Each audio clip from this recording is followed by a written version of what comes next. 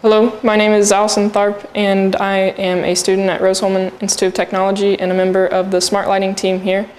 And I would like to teach you about refractive index and total internal reflection. So how fast does light really travel?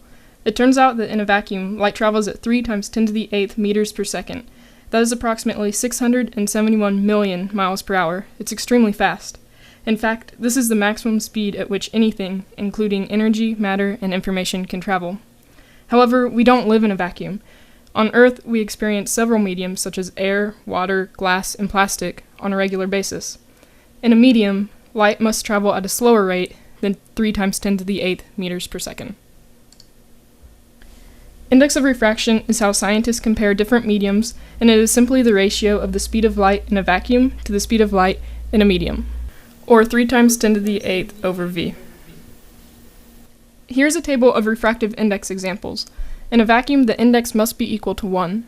However, in any other medium, the value is greater than 1. This is because nothing can travel faster than light in a vacuum.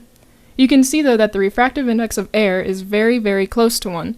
Because of this, in science, we often approximate the index of air to be equal to 1.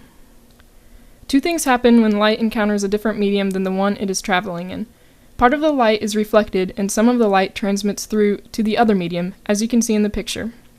The light that is reflected is simply reflected at the same angle that it hit the surface at. However, the light that transmits through is bent at an angle. Snells Law helps us understand what angle the light will transmit from.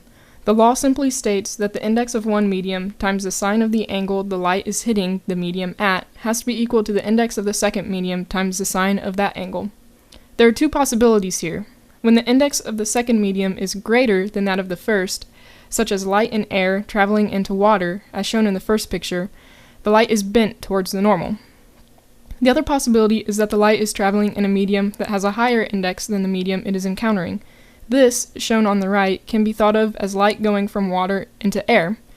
In this, light is bent away from the normal. So as we said, air has an index of refraction close to 1. So in this area, we have an index of refraction of 1, but this is a medium, and so the index is greater than 1.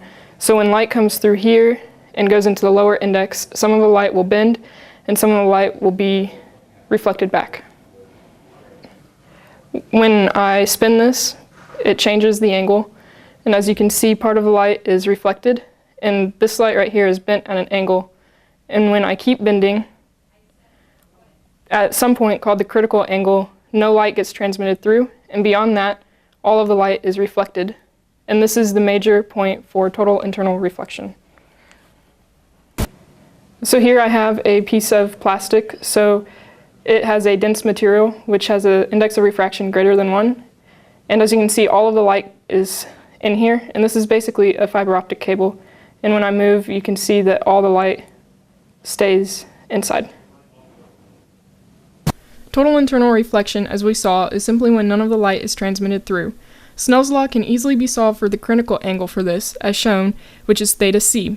Total internal reflection only occurs when going into a lower index material.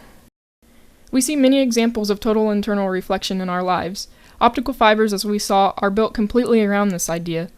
Optical fibers give us such things as telecommunications, local area networks, cable TV, many types of sensors, and also endoscopes. Other interesting applications of total internal reflection include binoculars and bicycle reflectors. I sincerely hope that this presentation helped you to better understand what index of refraction and total internal reflection are. For further understanding, I suggest reading Introduction to Optics by Pedrati, and Pedrati.